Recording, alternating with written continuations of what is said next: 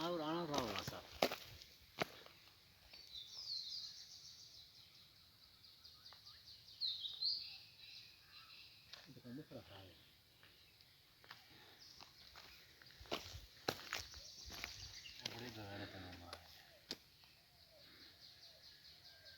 याच्यात म्हणा, याच्यात म्हणा.